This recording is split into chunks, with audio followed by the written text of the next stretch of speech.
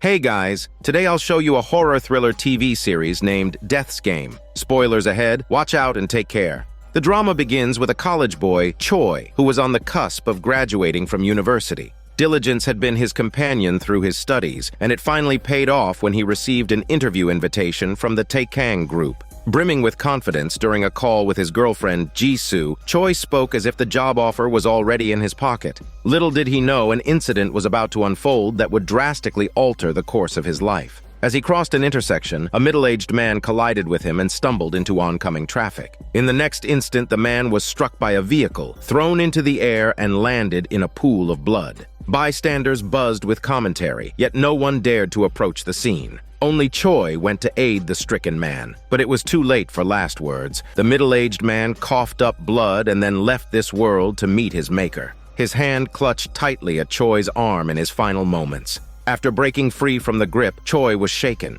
His fear persisted all the way to the interview room, where he sat, still haunted by the incident, unable to clearly hear the questions posed by the interviewers. The interview was a disaster, over before it really began. Following that day, Choi's path seemed to be one of misfortune. He sent out hundreds of resumes, but every interview ended in rejection without exception. Facing an uncertain future, Choi tried to reassure himself that things would eventually get better. However, the harsh reality spares no one. The debt from his university days, the living expenses required to sustain himself, he couldn't even find a chance to catch his breath. Before securing a formal job, Choi resorted to all kinds of odd jobs. He worked as a bartender, a driver for hire. He did whatever it took. Then the COVID pandemic hit, making the job hunt even tougher than before. In the blink of an eye, Choi had been out of college for 7 years. His peers from that time had all reaped the rewards of success in both their careers and families, seemingly moving forward without pause. Choi alone seemed stuck, his life unchanged. Regardless, he remained steadfast to his original aspirations. On this day, Choi finally made it to the final interview round at Taekang Group. Among the interviewers was Park, the first son and CEO of the group. Despite lacking substantial work experience, Choi's performance was solid. Park appreciated Choi's hard-working, disciplined spirit. His few words of praise energized Choi, making him feel assured of his success. However, his joy was short-lived as he received a phone call informing him that the money he had lent a friend to invest in stocks was completely lost. When Choi arrived at his friend's residence, the friend had already fled. In despair, Choi pounded on the door in frustration. Neighbors, disturbed by the noise and thinking him mad, called the police. Choi explained the situation, hoping the police could retrieve his friend, but the officer's words chilled him to the bone, who told him that investing always comes with risks, and if he lost money, he had to chalk it up to bad luck. Having caused a disturbance, Choi was left with a police record, and the job opportunity he had finally hoped for was utterly lost. Disheartened, Choi sought some muscle comfort from his girlfriend, only to find her outside her apartment building, receiving flowers from some rich man with a beaming smile. It seemed as though fate had closed not just a door, but all windows on him. After a series of blows, Choi was left without fight, sighing in resignation. Confronted by Choi, Jisoo could only offer a feeble explanation, insisting she had nothing to do with the man. But Choi didn't believe her smelly bullshit, saying a rich man wouldn't be giving flowers if it was nothing. Without further defense, Jisoo handed Choi an envelope, apparently filled with living expenses. Normally, Choi might have reluctantly accepted it, but at that moment his pride wouldn't allow it. Jisoo was unaware of the ordeal Choi had endured that day, even criticizing him for his lack of effort and asking when he would stop his decline. Choi's efforts seemed to have been in vain. He returned the envelope to Jisoo, and that night they broke up formally. However, Choi's string of bad luck had yet to reach its end. Returning to his rooftop apartment in the pouring rain, he found his belongings thrown out and the door locked. He had fallen behind on rent, and the landlord had demanded that he move everything out by dawn. It was as if the world was asking too much of him to bear. After a night of rain, the dawn finally brought a stop to it.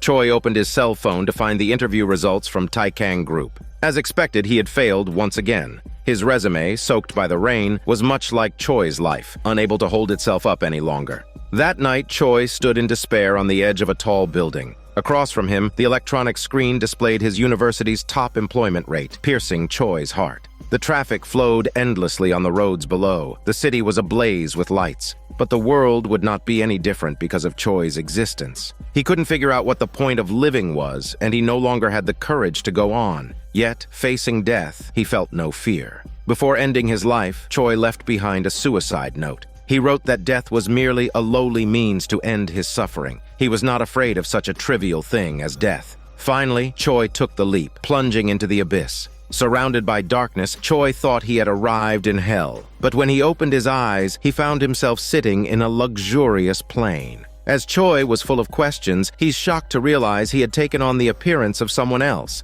Inside the cabin was a sexy woman wearing sunglasses. Choi's suicide note was burned after she read it. Then the woman took off her sunglasses, revealing a pair of red eyes. After just a few seconds of eye contact, the woman transported Choi to a scorched land surrounded by a sea of blood. The place was shrouded with dark clouds and thundering, very much like the underworld. Choi had returned to his original appearance, and the roars of monsters echoed around him. It turns out the woman was an embodiment of death, the only immortal being in this world. Choi's words in his suicide note were full of contempt and insult towards death. Therefore, the Grim Reaper was humiliated and decided to punish him in anger. After the revelation, she threw Choi into the sea of diabetic blood, and instantly he was overwhelmed by numerous diabetic creatures within. Choi awoke with a start on the plane. The sexy Grim Reaper informed him that each person can only die once. As punishment, Choi was to experience the taste of death 12 times. His soul would enter the bodies of 12 people on the brink of death, and after experiencing their final moments, Choi would descend into hell ultimately. However, if he could find a way to prevent these deaths during the process, he would be able to use their bodies to live out the rest of his days. With a snap of its fingers, the Grim Reaper turned into a puff of dark smoke and vanished without traces of her hormones. At that moment, the plane encountered a thunderstorm. Choi was convinced a crash was imminent, so he nervously prepared for an emergency. A flight attendant reassured him to relax, explaining that this was normal and would soon pass. Despite her assurances, Choi refused to take off his life jacket. Before long, the storm cleared, and Choi awkwardly apologized to the attendant, admitting he was faint-hearted.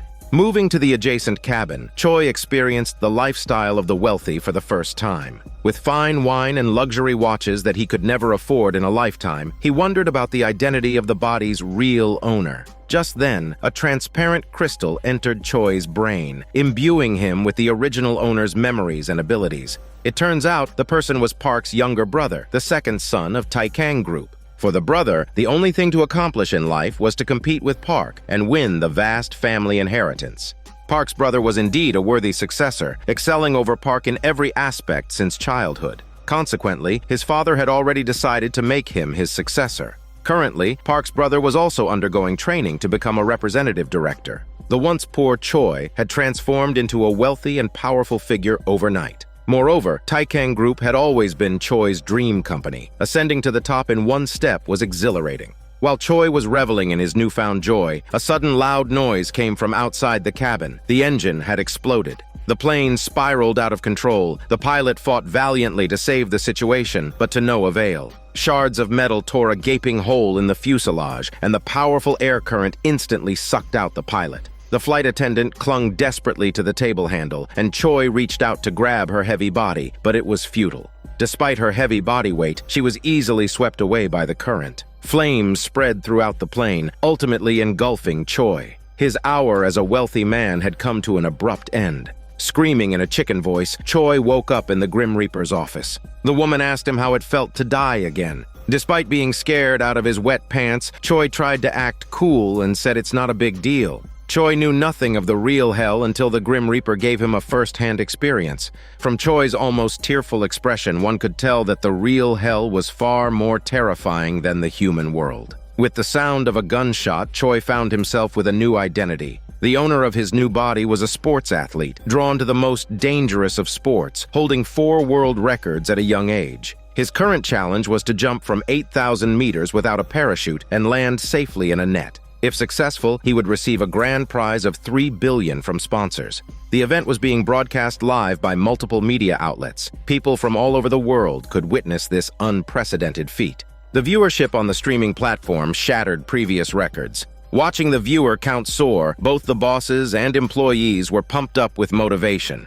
Initially, Choi was a bit scared, but he thought to himself, if this guy dares to take the challenge, he must have the skills. This gave Choi confidence. After a brief period of adaptation, he could skillfully utilize the athlete's abilities. Having confirmed the net's location, he made a beeline for it, his conviction resounding in his heart. He's determined to succeed and claim the $3 billion to start a new life. At this moment, the viewership peaked, with everyone witnessing the moment of a miracle. But as expected, accidents are bound to happen. With a loud thud, Choi successfully landed, not in the safety net but had an intimate encounter with Earth. The audience watching the screen was stunned by the accident. After the sports athlete tragically died from a high-altitude fall, Choi met the Grim Reaper once again, and with another gunshot, Choi was reborn for the third time. This time, his soul took over the body of a high school student named Hyuk. Hyuk was 17 years old. He lost his father at the age of 5 and lived with his mother, who worked tirelessly day and night to raise him. Hyuk wanted to study hard to repay his mother's sacrifices, but at school, he became a victim of bullying. The school bully not only extorted his money, but also recorded his miserable state on phones for amusement.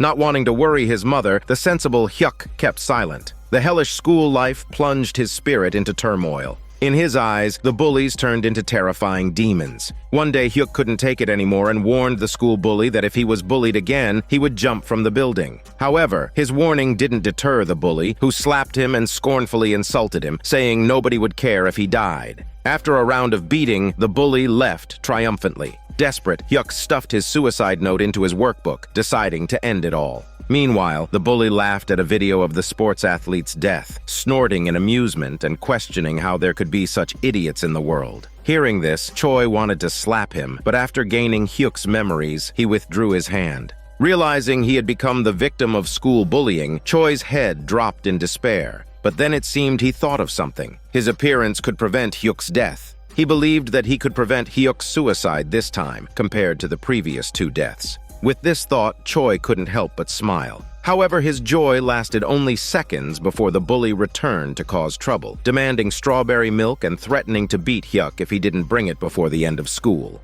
Unexpectedly to the bully, the Hyuk before him seemed like a changed person. He picked up a chair and smashed it against the bully, followed by several fierce kicks. Facing a bunch of unruly kids, Choi was naturally fearless. The bully was overpowered, but he refused to apologize. Just as Choi was about to teach him a lesson with his fists, the bully's accomplice intervened to flex his tall and strong figure. Trapped in Hyuk's frail body, Choi couldn't fully utilize his strength and was unable to beat the opponent. The school bully, feeling humiliated, beat up Hyuk in front of the other students. Still unsatisfied, he dragged Hyuk to the gym after school to continue the lesson. Concerned that it might lead to a fatality, the tall guy advised the bully to stop, which only made him more irate, and even the tall guy received a vicious slap. Just then, the girl the bully liked found them and urged him to leave quickly. Thus, the bullying episode against Hyuk came to an end. Of course, the girl wasn't truly trying to help him. Following Hyuk's memories, Choi came to his home. He looked at the photo of the mother and son together, and the note on the fridge that reminded Hyuk to eat on time.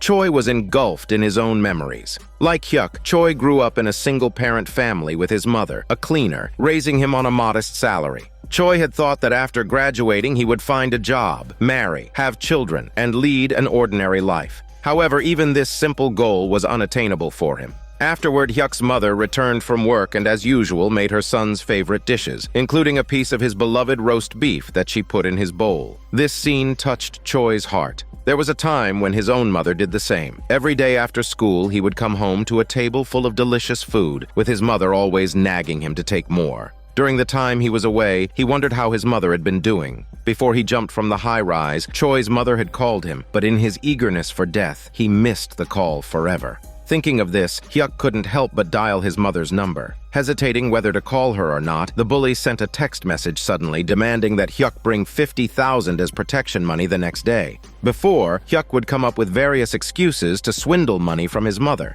Choi, of course, would not do that. Facing bullying, he decided to stand up bravely. He clearly couldn't do it alone, but Choi quickly realized that the tall guy might be the key to a breakthrough. So seizing the opportunity to go to the restroom, Choi struck up a conversation with the tall guy. He asked him why he was willing to be a sidekick to the bully when he was obviously stronger, and why he didn't fight back when beaten and humiliated. He reminded him that the strong should be the ones leading. His words hurt the tall guy's pride, and just as he was about to tell Choi the truth, the school bully walked in, causing the tall guy to swallow back down what he wanted to say. The bully asked them what they were doing there. The tall guy quickly made up an excuse to get past the moment. Fortunately, Choi's plan to drive a wedge seemed to be working. When the two reached the turn in the staircase, the tall guy, unable to contain his pride, blurted out that he could beat the bully even with one hand in his pocket. But such a fair fight would never happen. If one messes with the bully, his backer will surely get involved. His backer is a big brute with a very tough background, the best fighter in the area.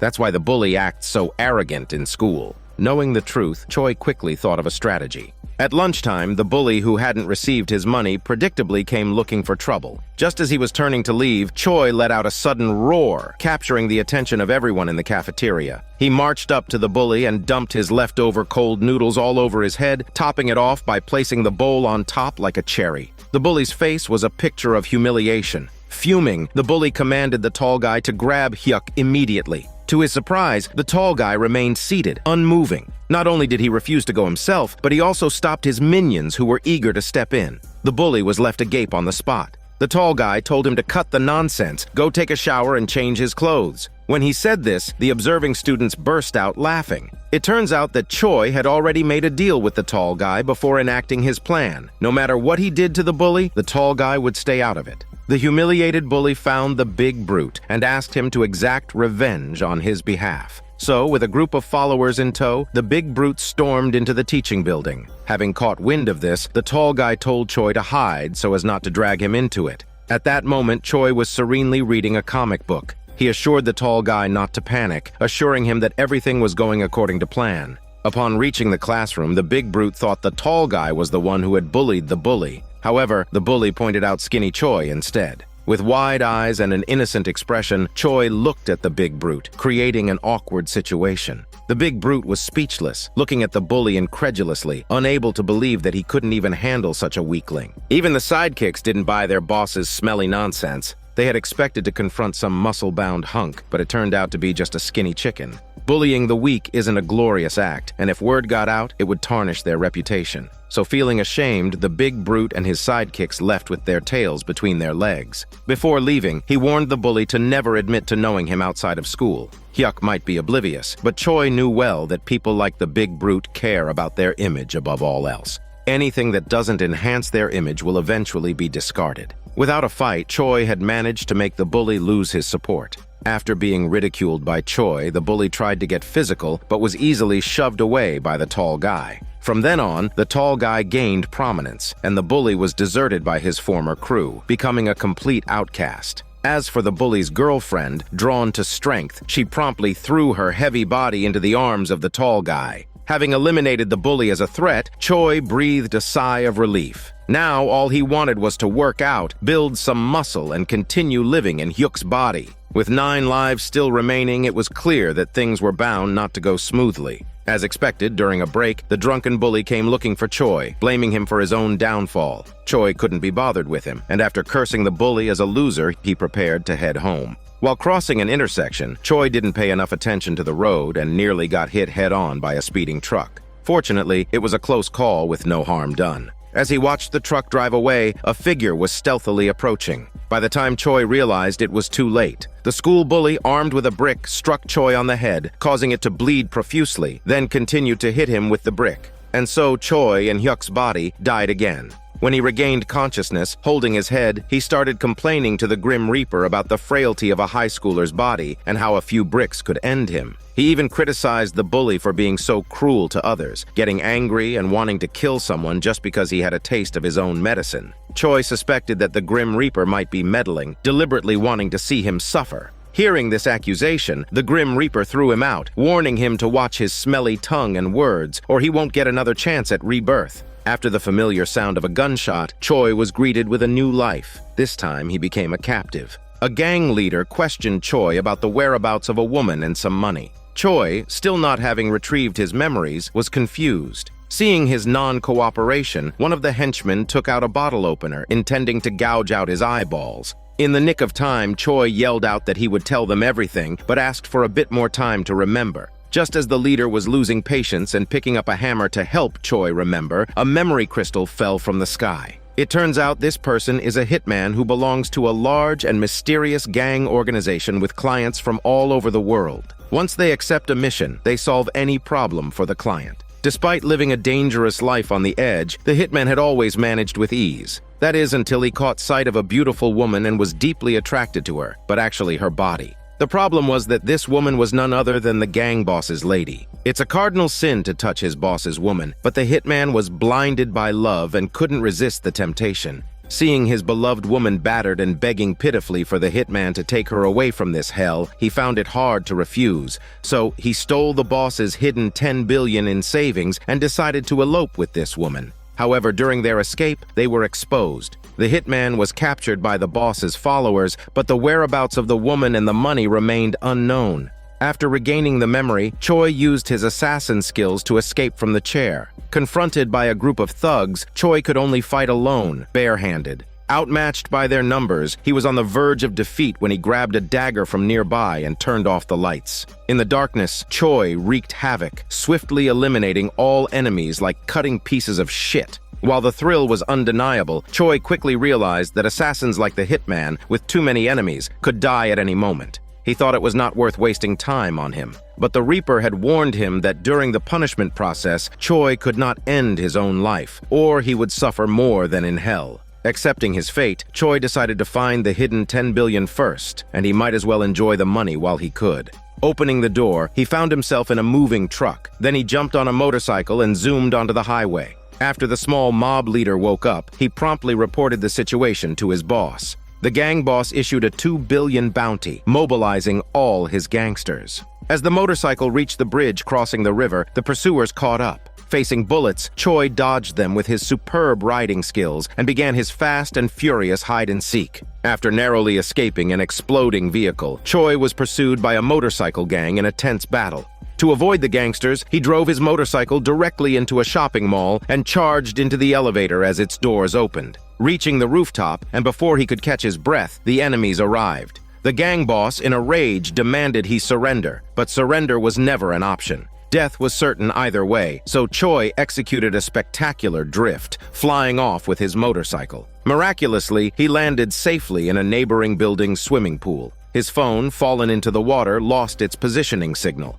After changing into clean clothes, Choi left the hotel stylishly, his intuition telling him he might just make it this time. At the dock, his beloved woman had been waiting for a long time. She cried like a giant baby, saying she thought he wouldn't come, and she didn't know what she would do without him and his muscles. She then asked him where the money was hidden. Choi pointed to a broken Tesla boat on the opposite bank, lit up in the dark. As he dreamt of their future life together, the woman suddenly shot him in the head. It goes with an old saying that the prettier the woman, the more deceptive she could be. His sincere love was wasted, for the woman had always been after the money and took use of him. Returning to the Hell Transit, Choi was not saddened by the woman's betrayal, for the place hiding the $10 billion could only be reached by boat, a location only he knew. With the man's death, the woman had lost both man and money. Choi resolved that once his new life began, he would immediately go for the cash. However, seeing Choi's smirk, the Reaper probably guessed his thoughts. Then a gunshot rang out, and a new cycle began.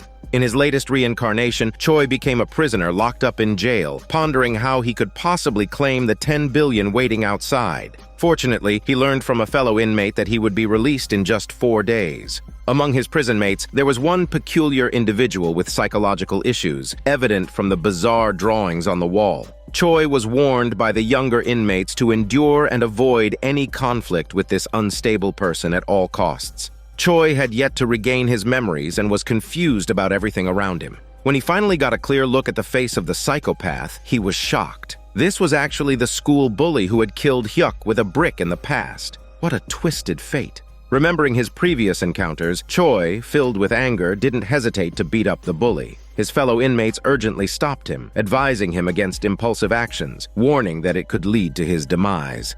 As the two stood there staring each other down, the memory crystal finally appeared. The man's name was Sang. His dream was to become a martial arts master, but because of his family's poverty, he had to give up. The money for his martial arts training was borrowed, and when he couldn't repay it, the lender violently demanded it from Sang's mother. Just as mother and son faced dire straits, a lawyer approached him. The lawyer represented a tycoon who had driven drunk and seriously injured a girl before fleeing the scene. If Sang agreed to take the blame for the tycoon, he would be compensated with 200 million. At that time, Sang was only 18 and not yet of age. According to law, he would only receive a suspended sentence and would be released soon. To resolve his family's financial troubles, Sang agreed. He turned himself in at the police station, but things didn't go as planned. During the trial, the injured girl died due to the severity of her injuries, and Sang's original suspended sentence turned into a 2-year prison term. Sang wanted to talk with the tycoon, but such a high-profile person wouldn't come to a place like prison.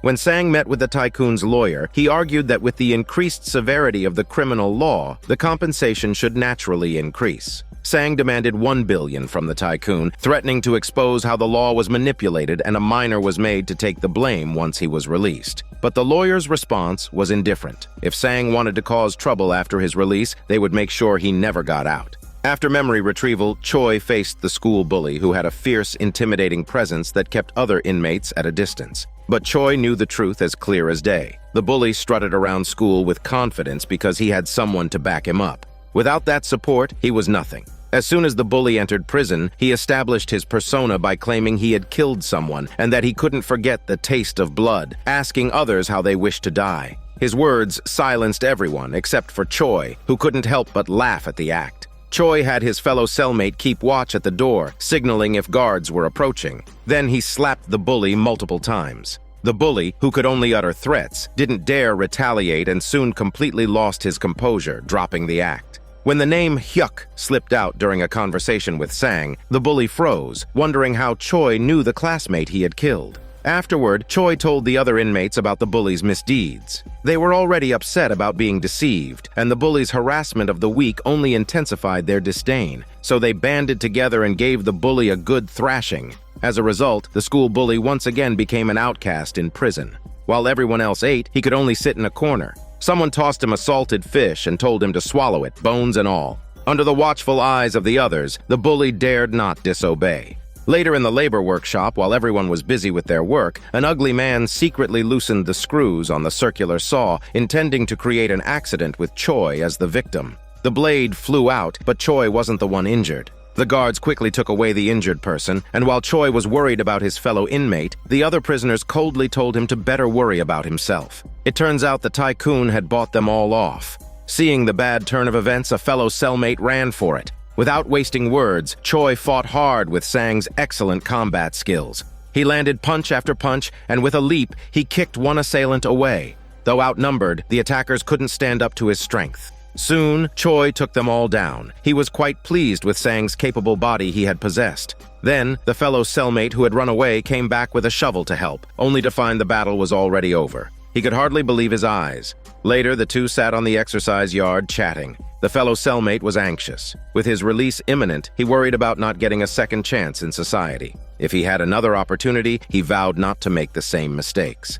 Listening to the fellow cellmate's heartfelt words, Choi was also moved. He had already been given 5 chances to start over. If he had known this was how things would end, he would never have impulsively jumped off the building that night. Choi comforted him, saying it's still not too late for him to make a change. On the night before his release, while everyone else drifted off to sleep, the school bully suddenly sat up, a blank stare fixed on Choi. It was clear he was up to no good, harboring a grudge after failing to best Choi in a direct fight and resorting to underhanded tactics instead. He had sharpened the handle of a toothbrush to a deadly point, waiting for a chance to strike Choi down. However, his plan hit an embarrassing snag when Choi caught him red-handed. The bully had already been outsmarted once, and now his attempt for a second go was thwarted. Choi was furious enough to want to kill the scoundrel, but he quickly regained his composure. He taunted the bully by asking if his slaps hurt him more than those from the tall guy. At this, the bully was taken aback, wondering how Choi could know the tall guy.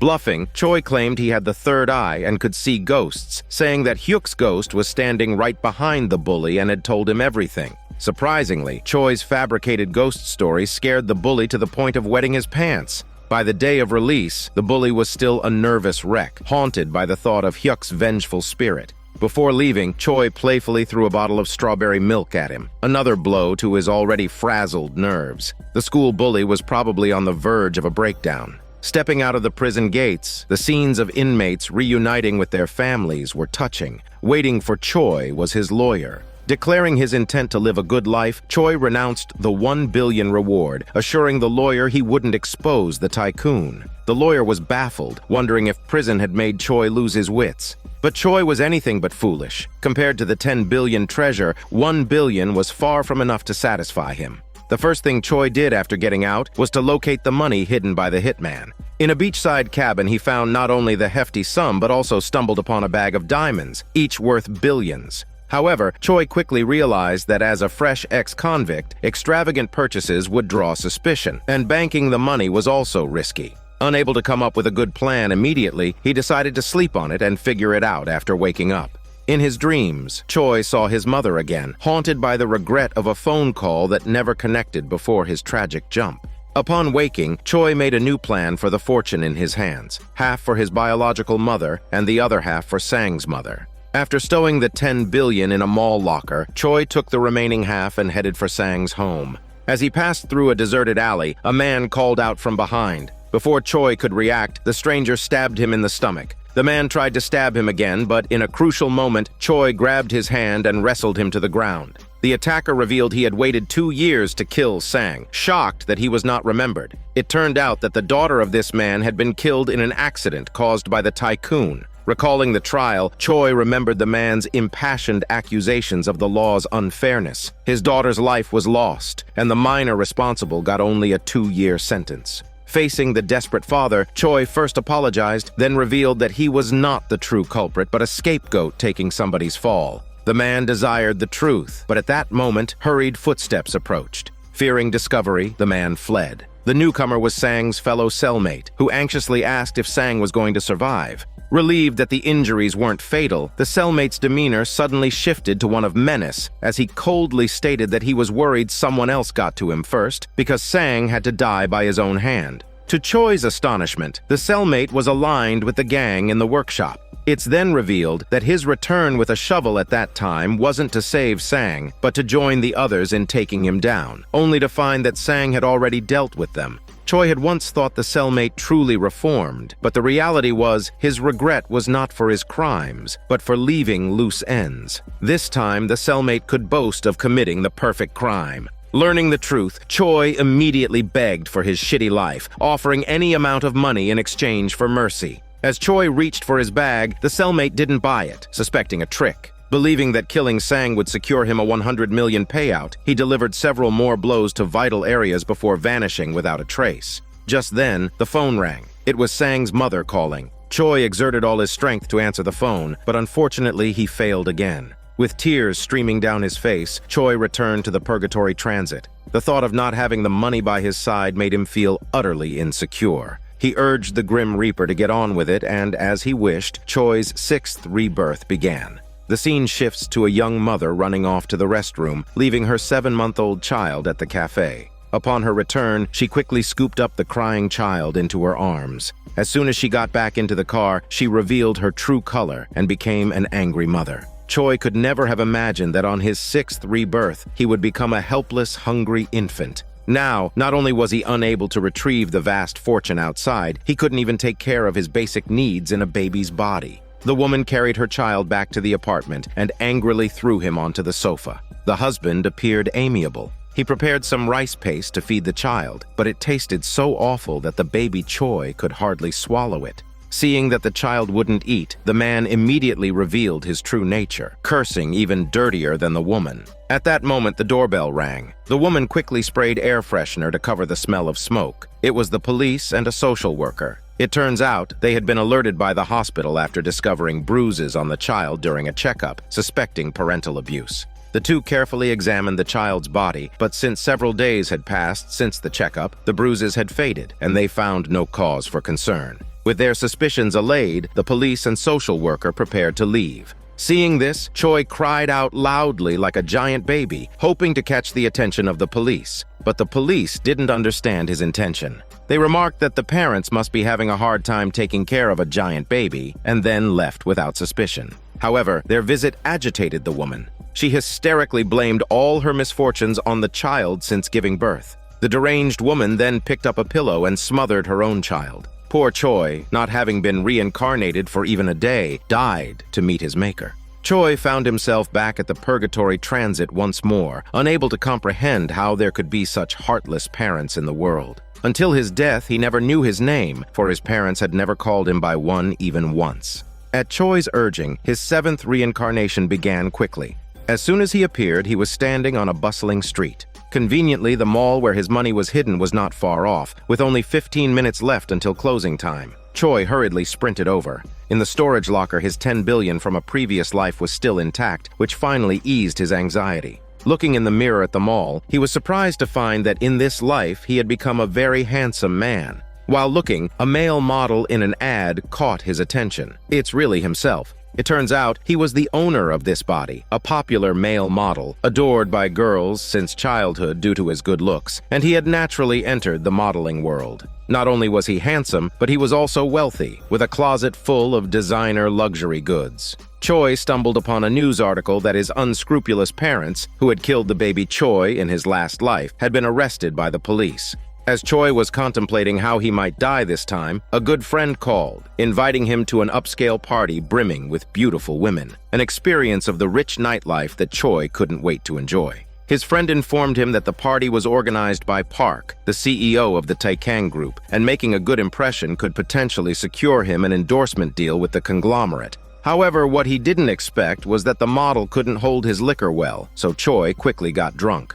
When he met Park, Choi felt they had met before, but with a foggy mind, he couldn't remember when. By the time he sobered up, it was the next day. The model's brother had a coffee shop and was going abroad next week, so he asked him to look after it for a while. However, on Choi's first day at work, his girlfriend Jisoo actually came to the shop. Her familiar presence instantly pulled Choi's memories back to the spring when they first met. Choi was filled with mixed feelings. Seeing his girlfriend again, he pretended to be calm, but his slightly trembling hands betrayed him. Choi learned from the brother that Jisoo was a novelist, and her latest book had won a major award. She would come to the cafe every day and stay until closing. In the days that followed, Choi and the model's body silently accompanied Jisoo. Through observation, he realized the misunderstandings between them. The man who had delivered flowers to Jisoo downstairs earlier wasn't a suitor, but her own brother. As for the money in the envelope, it was the prize money Jisoo had received after winning an award.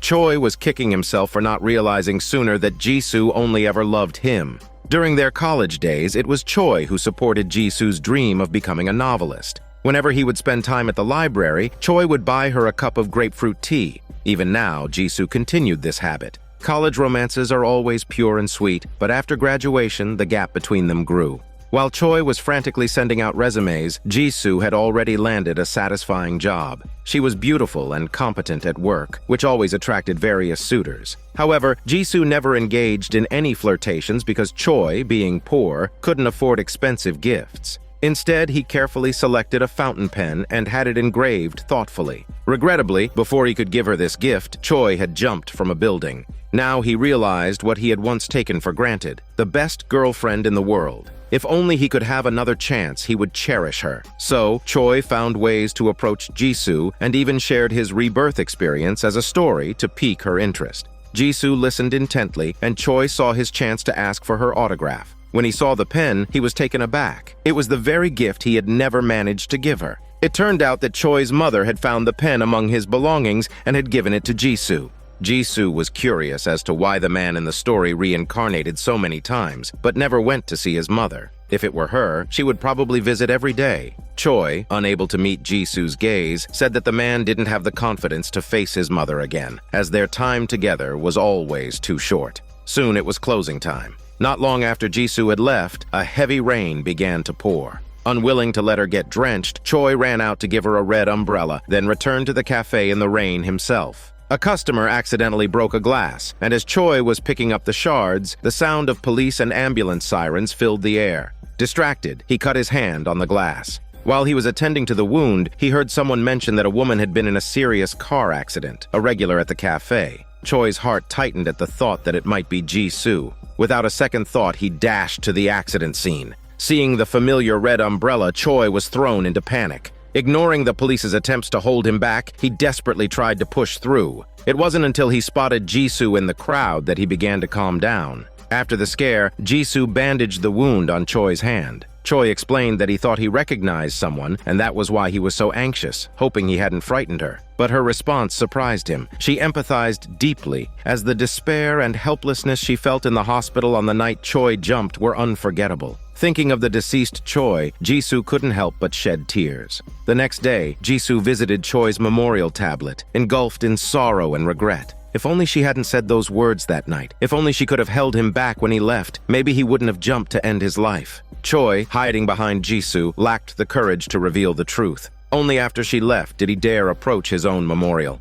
Unexpectedly, his mother was also there. Choi almost couldn't resist revealing himself, but in the end, he made up an excuse to brush it off. His mother stood for a moment before running into the restroom where she broke down in tears. Listening to the heartbreaking sobs, Choi's heart shattered too. His impulsive act had brought such immense pain to his loved ones. Unable to stay by his mother's side, the only thing Choi could do was to make her life a little easier. Pretending to be a friend of Choi, he wrote her a letter, and while the house was empty, he left the money and the letter there, worried that his mother would suspect Choi of deceiving her, saying the money was earned from stock trading. That night, Choi wandered the streets, disconsolate, when an accident occurred. A falling sign hit him squarely on the head. However, the next second, Choi woke up in bed, relieved it was only a dream. Tomorrow and accidents, no one knows which will come first. So not wanting to have any regrets, Choi decided to tell Jisoo the truth. After telling the story of reincarnation at the cafe that evening, Choi offered to walk Jisoo home for the first time.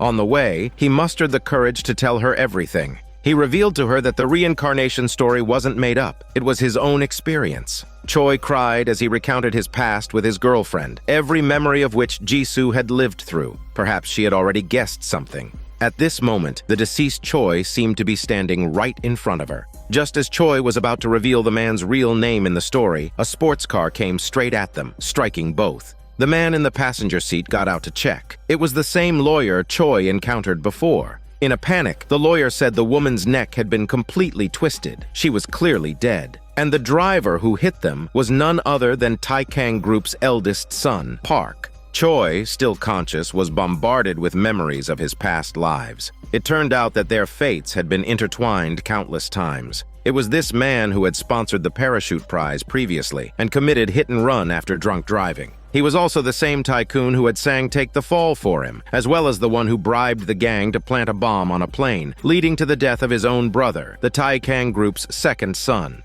Back in the Hell Transit, the enraged Choi couldn't bear it. His own death was one thing, but the tragic loss of the woman he loved was too much to take. Believing this was all the Grim Reaper's doing, Choi confronted her furiously, wanting her to taste death herself. The scene shifts to an internet influencer, seeking viewership, captures a deranged killer to execute on camera. Just after knocking the killer out with a blow, a mysterious man suddenly enters the live stream. He is agile, incapacitates the influencer, and carries the killer away. On their way, the killer asks the man why he saved him. The man turns out to be a painter, and he tells the killer that he doesn't want any scars on the material he uses for his creations. Sensing something wrong, the killer lies, claiming his home is nearby and asks the painter to stop the car. However, the painter sees through his lie. As the killer prepares to attack, he suddenly faints, and upon waking, finds himself stripped and tied to a cold dissection table. The place seems secretive, resembling both a lab and a painter's studio. The killer demands to know if the painter is aware of who he is. The painter dismissively replies he doesn't need a reason to kill him, no matter who he is.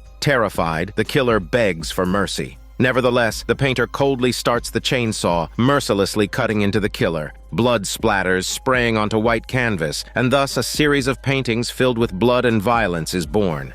In the next scene, Choi, returning to the Hell Transit, was overwhelmed with grief at the tragic death of his girlfriend Jisoo. He believed it was all the Grim Reaper's cruel mockery. This time he was determined to make death taste its own medicine. So Choi blew the Grim Reaper's head off with a single shot. In his quest for revenge, he had to continue his cycle of rebirth. Choi prepared to send himself off again, but unexpectedly, his gun was out of bullets. At the same time, the Grim Reaper revived. She mocked Choi for being too naive. She is the death and cannot die. She informed Choi that Jisoo's time was up. Her death was destined. On that day, whether or not Choi was there, she would have died at the hands of Park, the eldest son of the Taikang group. The Grim Reaper moved her fingers, manipulating the bullet that had just passed through her head, and successfully initiated another rebirth for Choi. Before doing so, the Grim Reaper reminded him that if he ever wanted to kill someone halfway through, she would intervene. This time, Choi was reborn as the same psychotic painter.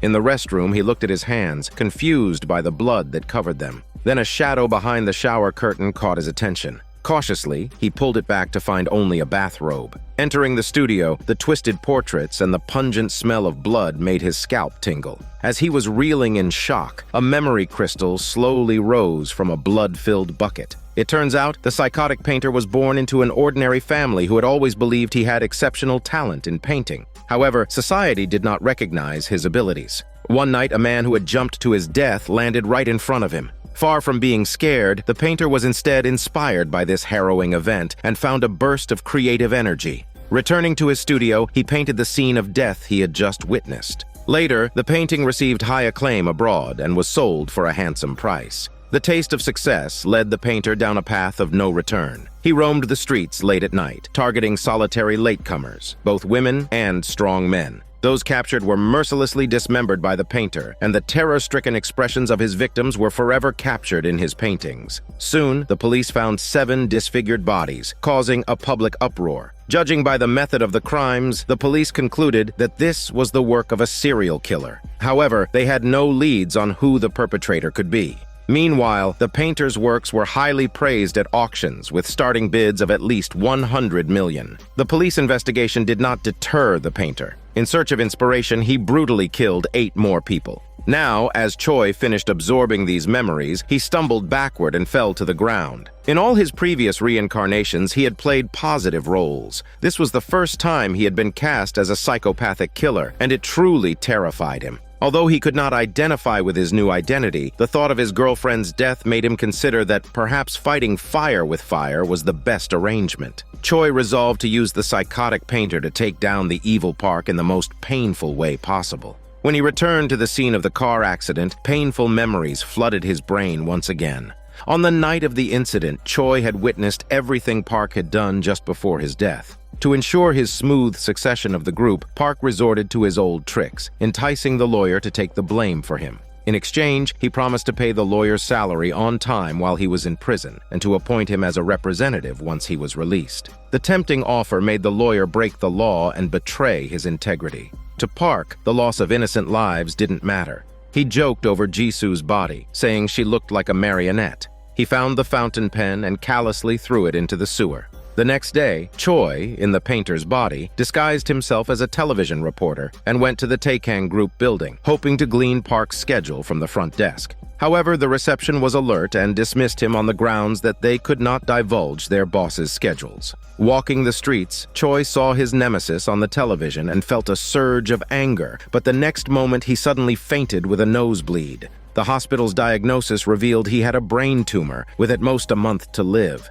His time dramatically shortened, and he had to accelerate his plans for revenge. But now, he didn't even know where Park lived. Just then, a call came from the gallery, saying that a buyer was insistent on purchasing a painting from his private collection and wished to discuss it in person. Choi was baffled as to who would be interested in such a psychotic painting. Coincidentally, the buyer was none other than his enemy, Park. When they met, Choi didn't show any signs of his intentions. He joked that Park liked his painting because they were similar, both considering themselves gods and both killers.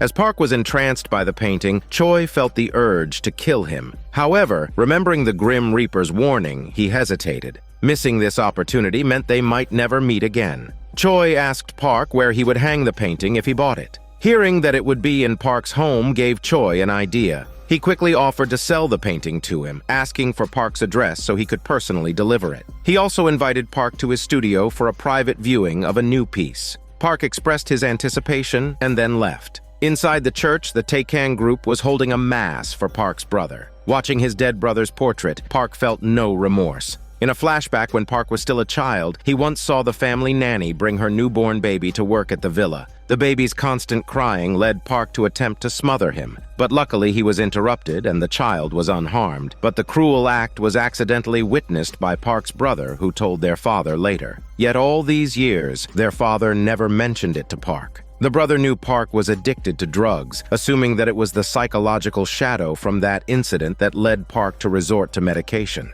However, Park revealed the truth that really shocked his brother. In the church, his father's eulogy and mother's crying only made Park fidgety. He went to his car to release himself. In a blurred and distorted vision, Park drove his luxury car in a scene reminiscent of Fast and Furious. A veteran detective and his young partner were resting in their patrol car. Seeing the speeding car, the two officers immediately gave chase. The sports car came to an abrupt stop at a roadblock. After determining there was no drunk driving, the partner officer simply issued a ticket. However, as Park was putting his ID back into his wallet, the partner noticed something suspicious and suspected drug use. He asked Park to get out of the car quickly. The detective recognized that the man before him was the CEO of the Taikang Group, a powerful figure they couldn't afford to provoke. The detective suggested they turn a blind eye, but his young partner was determined to enforce law, oblivious to the arrogant, wealthy man's influence. But Park made a call to the head of the traffic department, who scolded the officer, asking if he wanted to lose his job.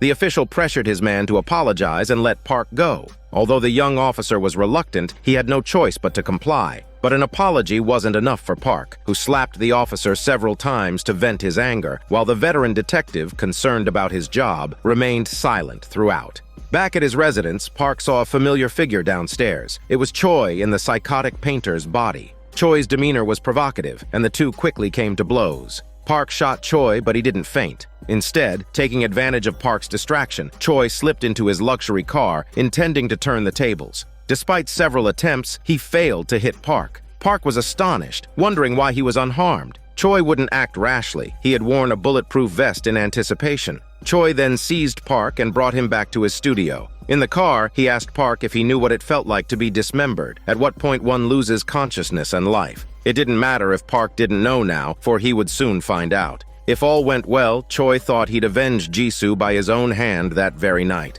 Unexpectedly, at the last moment, Choi fainted from his illness. When he woke up, the situation had completely reversed. The person locked on the dissection table wasn't Park, but himself. Park said he heard the painter had claimed to have killed 15 people and he thought it was a joke. But after seeing this amusement park of horrors, he chose to believe him. Park then shared with him his own story, saying that his first kill was purely by chance. Choi never imagined that his string of bad luck was all because of Park. The day he first went for an interview at Taikang Group, the man in the suit who was killed was hit by none other than Park. While Choi was calling for an ambulance, Park had approached the victim, and instead of feeling remorse or sympathy at the man's pleading eyes, he felt a thrill. He had caused many more deaths since, but none gave him the same rush as the first time. However, just now, listening to Choi's terrifying description of death, that thrill had returned. It turns out, his trembling hands in the car weren't from fear, but from extreme excitement. He'd discovered a new game and was eager to experience it firsthand. Choi felt humiliated, spitting some smelly saliva onto Park's face.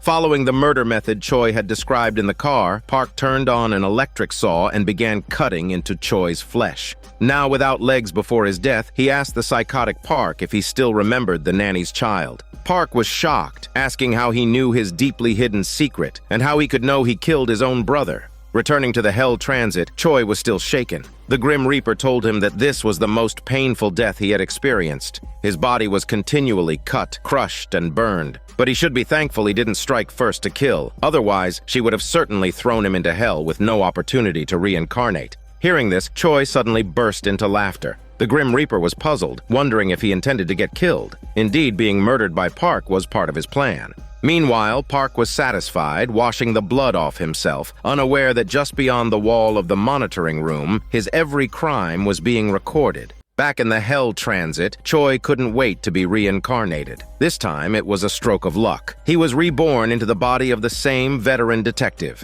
His new life began with the thrilling task of a police officer catching criminals. Normally, this new identity would have been perfect for Choi, but embarrassingly, the detective was a coward. Seeing a criminal with a knife, he ran to save his shitty life. At the critical moment, it was his young partner who apprehended the criminal. The partner was disappointed with his senior's incompetence and hoped the detective wouldn't do anything disgraceful again. As Choi accessed the memories, he understood why the detective was a coward. The detective's father had also been a police officer, but had died in the line of duty when the detective was very young. His mother, not wanting him to follow in his father's footsteps, had always opposed him becoming a police officer, but he had secretly enrolled in the police academy anyway. To ease his mother's worries, the detective had sworn that no matter what, he would always prioritize his own safety. Because of this, the detective was seen as a coward by his colleagues and was disrespected by everyone. His mother had recently passed away due to illness, leaving the detective with nothing but the contemptuous looks of those around him. Originally, the detective was just keeping his promise, but after experiencing Park slapping his partner, he realized he had truly become a coward. Once a cowardly mindset is ingrained into one's DNA, it takes double the courage to change. However, the current owner of this body is no longer the detective, but Choi, who is bent on revenge. On the street, a local thug was causing trouble. Choi recognized him immediately. In a past life, Choi had been reincarnated as Sang, who had taken the fall and gone to prison. This thug was Sang's former cellmate, who was later bribed by Park to stab Sang for $100 million. Judging by the current situation, it seemed the cellmate never received his $100 million reward. The detective told him that although his appearance had changed, he was Sang. Thinking it's just a wet joke, the thug retorted that Sang got stabbed by him and he was already dead as shit. Confessing to his crime in public, the thug could only rage impotently as onlookers took photos. Fuming, he tried to fight the detective but ended up being subdued. The partner, witnessing this scene, couldn't believe his eyes. The video of the scene quickly spread online. Colleagues at the police station were in disbelief, unable to believe that this agile and skilled individual really was the detective. Returning to Park, he found the thrill of torturing the painter endlessly satisfying. When he saw the female assistant enter, another wicked thought crossed his mind. He lied about wanting to have dinner with her, claiming they were going to a special place. The assistant thought the young master took a liking to her and was looking forward to it. Afterward, the detective and his partner arrived at the painter's studio. He knew the painter had a habit of filming the murder process. The detective successfully retrieved the surveillance footage. Upon realizing something was amiss, the partner immediately called their colleagues. Knowing that words alone wouldn't suffice, the detective urged them to inspect the place quickly. As expected, under the cloak of darkness, faint lights revealed an unimaginable amount of bloodstains. The detective's outstanding performance made the team leader look at him in a new light. The leader remarked that the detective must be possessed by a deity, encouraging him to keep up the good work. The police quickly sealed off the area. Park arrived downstairs with his assistant, only to be stopped by the detective. After being informed of the details, the detective deliberately asked Park if he had heard that criminals often return to the scene of the crime. Park finally remembered where he had seen the detective before, but compared to last time, the detective seemed different today. Disheartened, Park left. On the way, Park kicked the assistant's heavy body out of the car. The detective's consecutive cracking of the thug's murder case and the painter's serial dismemberment case brought him great fame. Although Park had the painter's body disposed of thoroughly, the detective's emergence always unsettled him. Thus, he ordered the gang to eliminate the detective as soon as possible. The detective handed over the surveillance footage to the TV station, hoping that Park's crimes would be exposed to the public that evening. Previously, the detective had only given the police the video of the painter's murder. He made a copy of Park's video of torturing the painter before deleting the original file. The partner didn't understand why he did this, but the detective knew that once the video was handed over, the police would likely delete it due to Park's powerful influence. While they were talking, a familiar figure entered the police station. It was Choi's mother. In a previous life, Choi had secretly delivered a large sum of money to his mother's residence. Unexpectedly, his mother checked the surveillance and found that the money was delivered by the model. She had intended to return the money, but by the time she found the model, he had already died in a car accident with Jisoo. The detective asked why she didn't keep the money for herself. It turned out that the mother believed the money was earned by her son's life and thus refused to use it, even going so far as to report it to the police. Choi, unable to reveal the truth, could only use the detective's body to care for his mother. Unexpectedly, in the apartment's corridor, he was attacked by an assassin. Later at night, someone at the TV station heard about a forthcoming exposé and immediately tipped off Park. He promptly contacted the gang to inquire if the detective was dead. To his disappointment, the person who answered the call was the detective himself, and the gang boss had already been captured. It turned out that the detective, with quick reflexes, had grabbed the knife from the assassin and narrowly escaped death.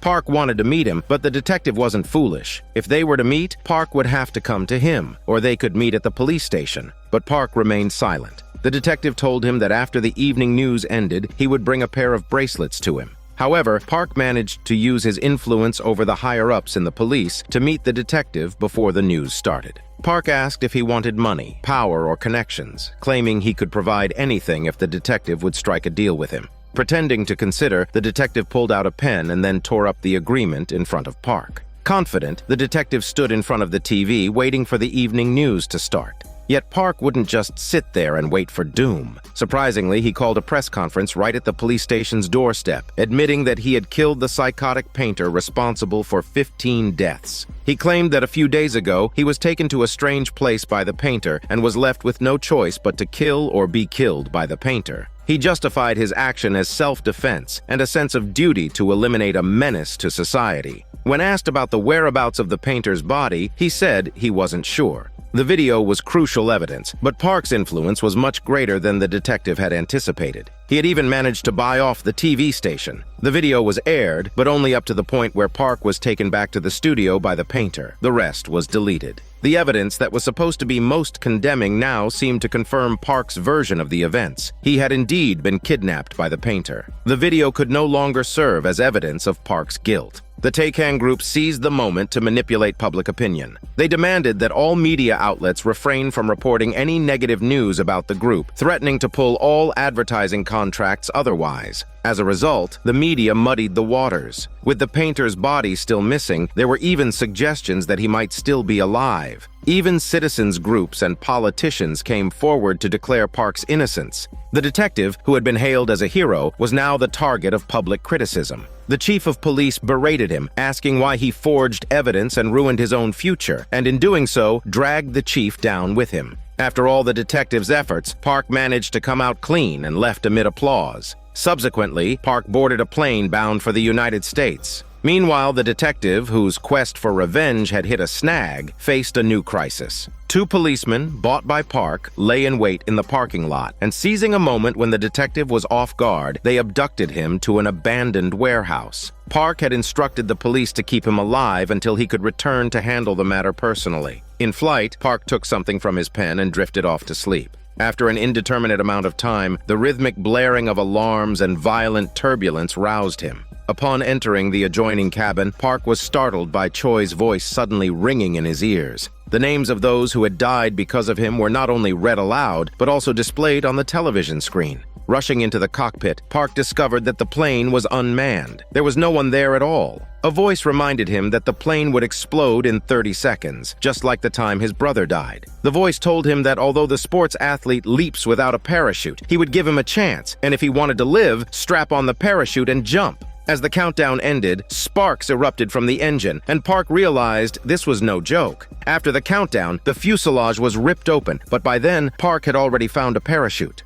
Following the explosion, he experienced a brief freefall before the parachute opened just in time to prevent him from crashing into the ground. However, no sooner had he landed than he was struck down by an oncoming car. The man who stepped out of the vehicle was none other than the detective, and all of this was Choi's doing. Rewinding to a week earlier, Park had covertly threatened the detective at a media meetup, but this was all within Choi's expectations. Choi used the memories of the hitman to obtain Park's criminal records from the gang's lair. The memories of Park's brother also informed him that Park's pen contained illegal substances. That night, although the detective was kidnapped by traitors within the police force, his partner noticed something was amiss early on, and ultimately joined forces with the team leader to rescue the detective. Choi, having narrowly escaped, used his past life memories and abilities to secretly swap the drugs in Park's pen for sleeping pills. While Park slept, he planted a bomb on the plane and then parachuted to safety. Using the location tracker, he quickly arrived at the spot where Park landed.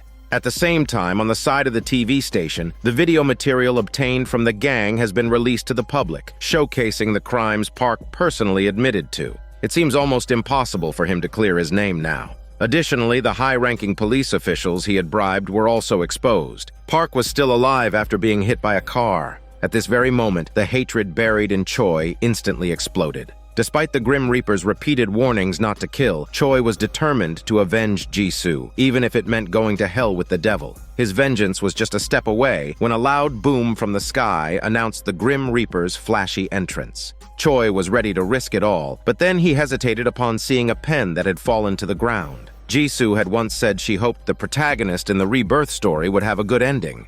After much hesitation, Choi decided to spare Park, and just then, the Grim Reaper vanished. As Choi was about to leave, an unexpected event occurred. Park, playing dirty, tried to sneak attack Choi from behind. Suddenly, a strong gust of wind swept in, and Park was carried away by a parachute, only to be hit squarely by a speeding truck. This time, he must truly be done for. However, he did not die but lost his legs and became a half-vegetative person for the rest of his life, barely clinging to life. Park's evil deeds were now indisputable, and compared to death, perhaps living without dignity is the greatest punishment for him. With the revenge over, Choi gradually got used to the life of the detective. Every day, if he wasn't catching criminals, he was on the way to catch them. Not knowing when the detective's final day would come, all Choi could do was live each day to the fullest. The partner officer has a happy family, and seeing the warm picture of their family of 3, Choi could hardly hide his envy. If only he hadn't jumped off the building back then, maybe he too would be enjoying an ordinary life with a wife and child. During a drug dealer capture operation, he and the partner chased the dealer to the rooftop. Cornered, the dealer pulled out a gun and shot the partner in the leg and Choi in the arm. In the standoff, Choi made a bold decision to protect his partner, so he charged at the dealer and after being shot in the abdomen, fell from the building with the dealer in his arms, thus ending his detective life. Back at the Purgatory Transit, the Grim Reaper warned Choi. Actively seeking death would lead to even more painful punishment. Choi quickly explained that this time it wasn't for himself, but to protect his partner. Smugly, Choi thought he had done something remarkable. However, the Grim Reaper asked him who he was and what his identity was. At this point, Choi clearly didn't understand the meaning. For the 10th reincarnation, Choi became a homeless beggar on the streets. On the public TV, there was news of the detective's death in the line of duty. The crowd that gathered recognized the detective and expressed their sorrow, commenting on how such a good cop had died and how he should have lived a long life. When Choi saw the news of the detective's sacrifice, a smile couldn't help but appear on his lips. The mourning hall was set up in the hospital. The homeless Choi went there to remember his past life. The place was filled with wreaths, some of which were from politicians and famous movie stars, which greatly comforted Choi. The partner officer's wife and daughter also came to mourn. Choi wanted to greet the grieving young girl, but she did not recognize him. Now, he even frightened her, making her hide behind her mother. Moreover, because of his homeless status, Choi was almost chased out of the mourning hall, only to be saved by his former team leader. As he was preparing to leave, there was a sudden commotion outside. Surrounded by a crowd, the Prime Minister also came to mourn in the hall. Choi, who should have felt proud, just couldn't muster any joy. The hero people talked about was the detective, and the person being mourned was the detective. No matter what Choi did using his body, it actually had nothing to do with him.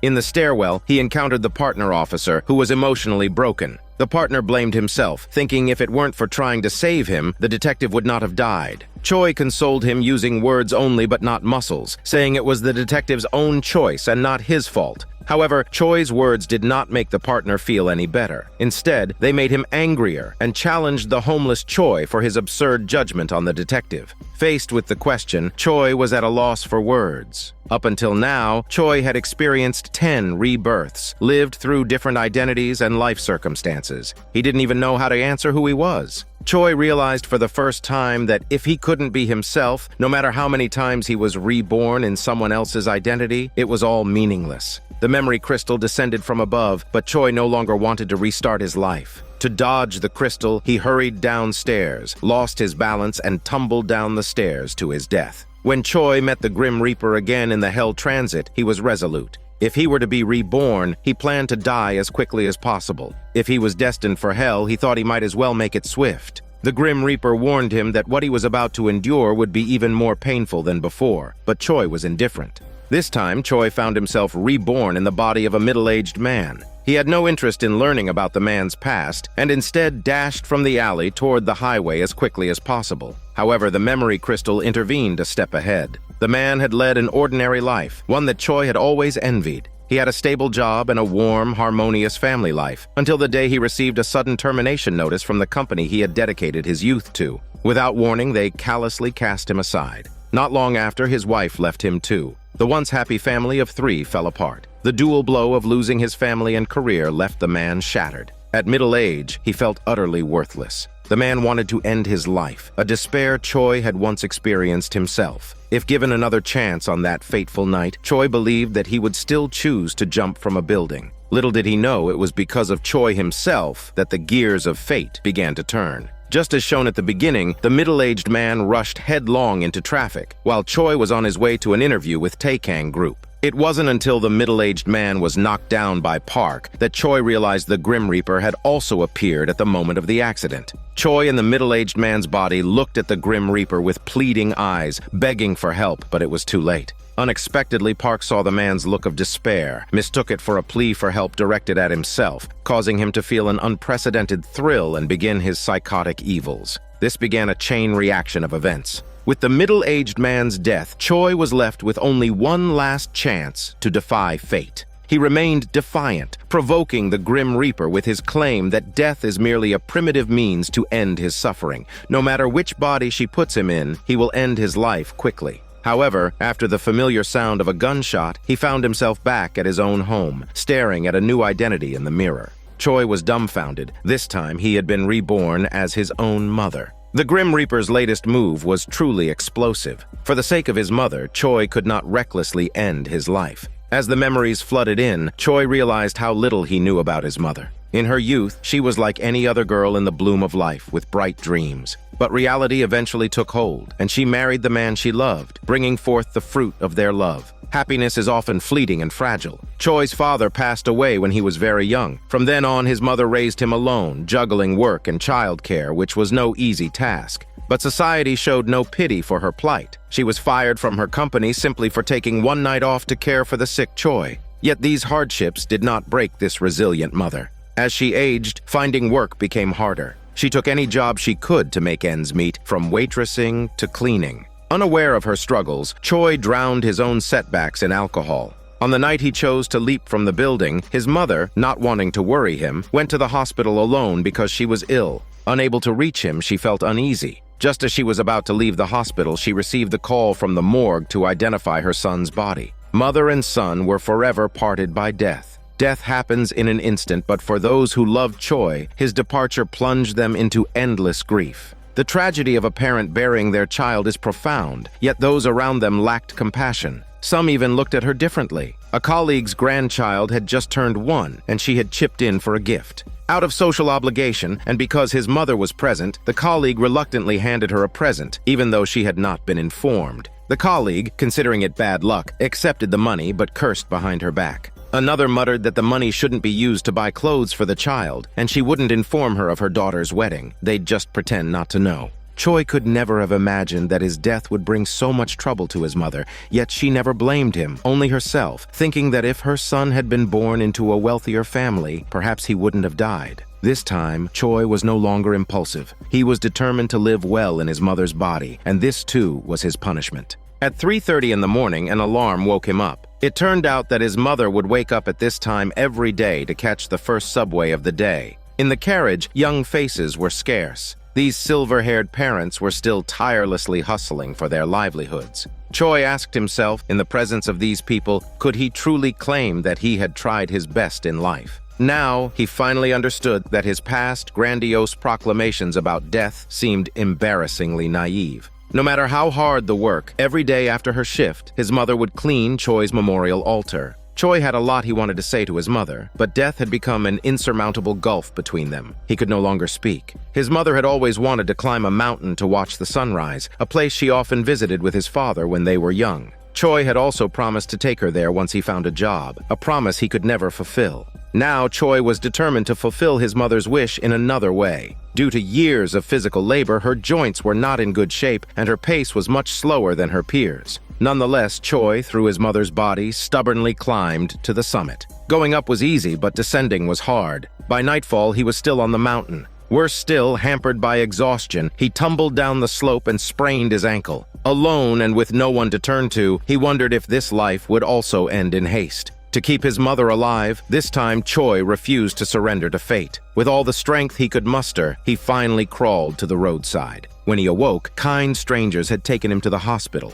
This time he had won against death. Over the long years, he had pondered the meaning of life. He had always lived in fear of being unseen, fear of falling behind, fear of rejection. A life that should have blossomed was cut short by fear. Now, he finally understood that life itself is an opportunity. The pain he thought was overwhelming was actually just a small part of life. As long as one is alive, there is always hope. Kneeling, Choi begged the Grim Reaper for one more chance to live his life as himself once again. The Reaper loaded a bullet into a pistol, telling him that if he could hit the target with a single shot, he could start over. With no other option, Choi had to take the gamble. He pulled the trigger and shockingly found himself back on the rooftop that night. When his mother's call came through, he unhesitatingly chose to answer it. The suicide note, which had defied death, was whisked away by the evening breeze, disappearing into the night, marking the beginning of his new life. This is Daniel CC Movie Channel. Stay safe and enjoy your day.